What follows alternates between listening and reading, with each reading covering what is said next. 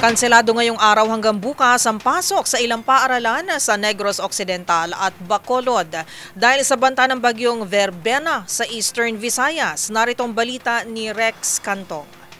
Walang pasok sa mga paaralan ngayong araw at bukas dahil sa idineklarang Signal Number 1 ang lungsod ng Bacolod at lalawigan ng Negros Occidental dahil sa bagyong Verbena. Ayon kay Negros Occidental Governor Eugenio C. Lacson at Bacolod City Mayor Greg Sataya, mas mabuting mapreparahan mas early ang anumang banta ng bagyo.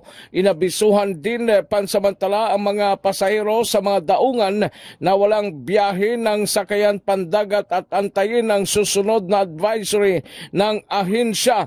Inabisuhan din ang publiko na magmatsyag kung sakaling masama ang panahon upang kagad na mabigyan ng aksyon ang anumang kalamidad.